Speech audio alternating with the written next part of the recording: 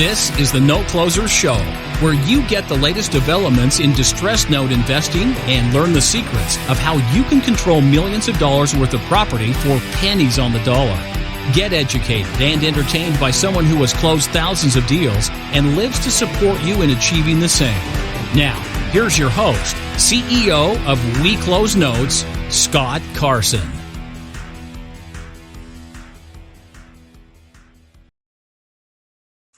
Good morning, good afternoon, good evening, everybody. Welcome to this episode of the Note Closer Show. As always, Scott Carson, excited to be here with you today. Hopefully you guys are doing well in quarantine. If you're listening to this or out of quarantine.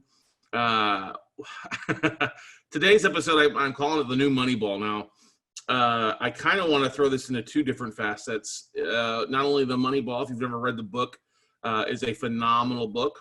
It's also written by the guy who wrote The Big Short, which I think is very relevant. It also starred Brad Pitt in both Moneyball and The Big Short. But basically what Moneyball talks about is how Major League Baseball is going to sabermetrics, identifying trends, algorithms out there, and how kind of the Oakland Athletics a few years back was able to use, I don't want to say scrap heap players, but gametize the system to be able to field a winning team that went to the playoffs at 120 games straight as well through the league, but eventually lost to the New York Yankees in the division round of the series. But it's hopefully if you've listened to this show or you've followed me for a while, you know I'm a huge baseball fan. Baseball, I believe, actually saved my life and helped skyrocket me to different places 10 years ago. As the story, as I've told it before, is sitting in South Austin, was roughly about actually a month ago, 10 years ago. We celebrated the 10-year anniversary, come up with this idea, is that I wanted to travel the country to see all the Major League Baseball teams. I wanted to go out, and I actually created this journey by jumping on ESPN and tracking how many weeks it would take for me to hit all 30 of the Major League Baseball parks across the country by traveling. I wrote it down. I put the goal down, and lo and behold, over the next 4 weeks, I had 4 investment clubs reach out to me to ask me if they could use not only my articles, some of the blogs I was writing about the note business, but also if I could come speak. And when I asked them what days they had available, the days they had lined up almost exactly when I would have been in that town on this fictional baseball journey, And so, what I thought would be 30 weeks turned into 3+ years, 4 years of traveling nonstop for the most part. But I absolutely love baseball. There's just something about baseball that just is, it's as American as apple pie. I mean, it is American pastime. I enjoyed playing baseball in high school. Wasn't good enough to play in college. I was a much better football player than I was a baseball player, but I really enjoyed just the tossing the ball, the glove, the smell, the familiarity. And I love going to games. I mean, I think I've probably attended about 100 baseball games over the last 10 years. There are a few parks I have not made it to yet, and I'm a huge Minnesota Twins fan. Most people don't know that. I was born in Minnesota, grew up in South Texas, though, but I grew up being a fan of Gary Gaetti, Kirby Puckett, Dan Gladden, Jack Morris, and that amazing 91 team that went from worst to first to beat the Braves in 7 games in 91, which is I consider one of the best series out there, as a lot of people do out there. But I've not been to Target Field in Minneapolis. And so if you're watching the video, you can see the background here, and I'm wearing my Twins jersey here. But what I wanted to focus about today, I was thinking about this morning as I was preparing for this episode. And life is an interesting thing. Life is a game. And what I love about baseball and why I think it adds so much to is when you have everybody doing their part. You have the first baseman playing first base, the pitcher, the catcher, the outfielder, second, third, first, whatever, shortstop. Everybody's doing their part to win as a team. And sometimes baseball is one of the games where if you fail 70% of the time, you're still going to get the Hall of Fame with 300 batting average. If you're successful 3 out of 10 times, that's basically a great season for the most part. And also, baseball is one of the few there where if you sacrifice yourself, like a sacrifice fly, sacrifice bunt, you're not penalized for it. And it's just a great game. I absolutely love it. Some people say it's boring to watch. I think it's great. I think it's much better in person than it is on TV. I usually don't watch much baseball on TV until we get to the playoffs. but I am been fiending baseball. You know, we have the Round Rock Express local team here of the Astros, which is another favorite team of mine. My three favorite teams, Twins, San Francisco Giants, and the Astros. And one of the things I was thinking about, we've got a signed Tim Lincecum jersey. Hangs our bedroom because Stephanie's a big Tim Lincecum fan. Is very lucky back in the day when the Giants were doing well to be able to go to several playoffs games in each of those 3 years that the Giants won. Was it 10, 12, and 14 that they won, or 12, 14, and 16 that they won, you know, not back to back, but three in 5 years. With the biggest thing being in 2000, it was 16. We made it to San Francisco and watched the Giants clinch their playoff ticket to the World Series, and watched Travis Ishikawa, who was a outfielder that they picked up from the Pirates, who's been in the AAA, who hit a walk-off game-winning home run in the bottom of the ninth. And if you want to talk about atmosphere, it's now called Oracle Stadium, I believe, versus AT&T Park, but it is absolutely magical. One of the best places to watch a game. And I assume Target Field is also one of those things from everything I hear. So what I'm trying to get at everybody here is we've all been through things. We're all going through things. This has been one of the craziest month and a halves out there. It's continued to be a crazy month.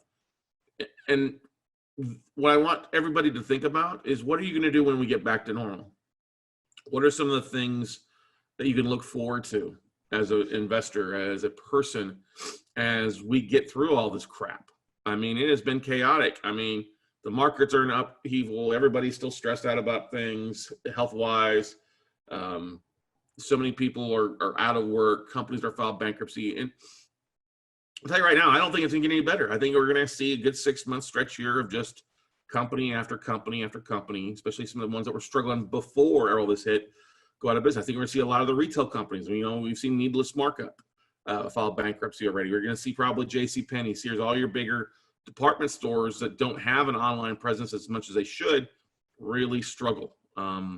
We've already seen that in parts of the country where, you know, it's like Simon Malls. I think they're going to be one of the big companies that ends up filing bankruptcy actually too.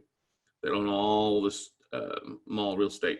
So what I want you to focus is today is to think about some of the things that you would like to do. And I want you to almost sit there and visualize it a little bit, because that's what I did this morning. As I'm sitting here at my cup of coffee in the morning, sitting out in the back patio, listening to the chimes and the birds, and just enjoying a little bit of wind. We got kind of I don't want to say a dojo, but a very nice, peaceful backyard that is very nice to sit out in the mornings and the evenings or throughout the day too. Is what are some of the things you miss the most? And right now, I miss baseball. I miss going to the park. I miss the anxiety of going, the crowd, the noise, the energy that comes with it, everybody coming together to enjoy and root on their favorite team. The smells, you know, smell of the burgers or the hot dogs, you know, taste of cotton candy, taste of a good burger with mustard on it, mustard and ketchup, or a corn dog with mustard on it. Oh, it's one of my favorite things.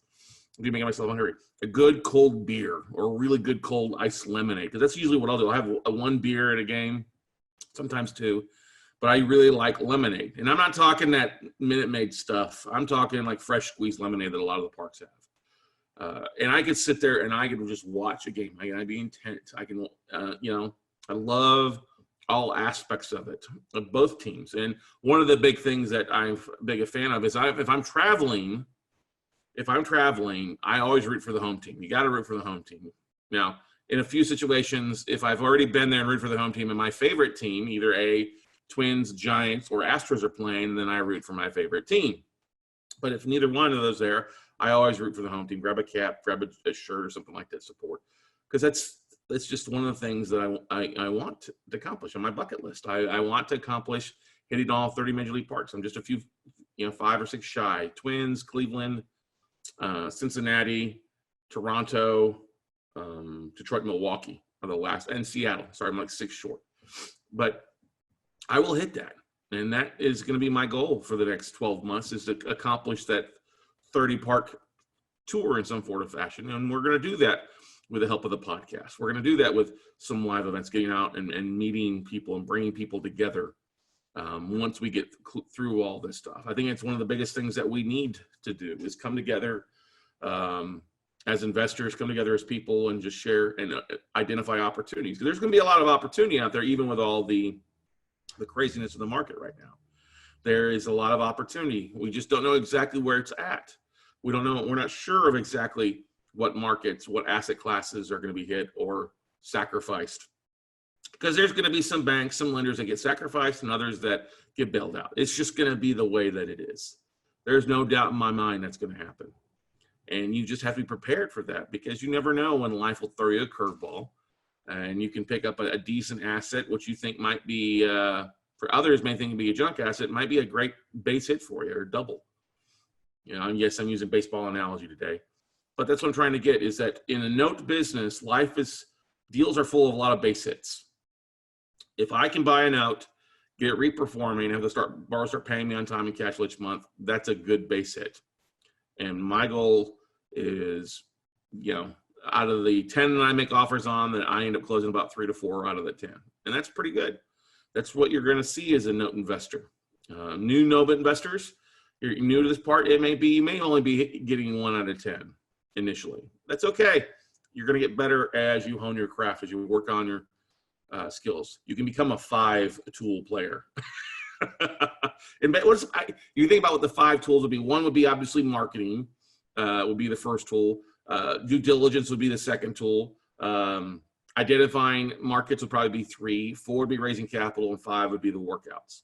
Those would probably be the 5 tools of a good note investor. Maybe I'll label that this episode, the 5 tools of a good note investor. That's exactly what I'm going to do now. But anyway, what I'm trying to get at, everybody, is do yourself a favor. If you can, make a list right now of the things that you would like to do. It doesn't have to be baseball. If you hate baseball, you hate baseball. Okay, maybe it's going to the opera.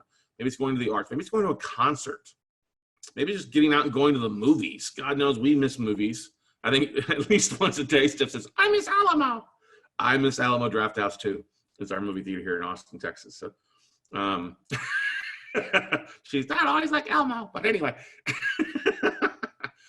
what I'm trying to get at, everybody, is take the time and make a list of the things that you're going to enjoy when everything kind of gets back to normal, when you're allowed to leave your house, when people start going back to work, because it's the little things that you can do.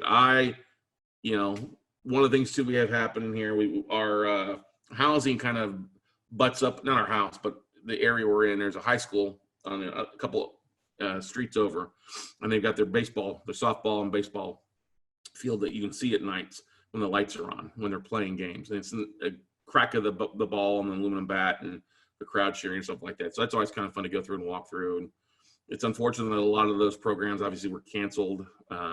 College seasons canceled. Even some college programs, I saw that here in Austin, St. Edward's University has canceled their baseball and track and golf programs to make up with all the turmoil. And so instead of focusing on the negatives of things going out of business, I think it's better to put together a list of things that you want to accomplish, things that you want to see, places that you want to travel to. I think travel is going to be very cheap for quite a while and might be a little limited in what's offered, but there's still some opportunities. I think that's one of the things that Steph and I talked about too. It's like, where do we want to go? Where do we want to escape to for 3 or 4 days? Still be working, but where can we escape to just kind of get out of the house? Because I think a lot of people need that get out of the house kind of trip. Maybe it's a road trip somewhere.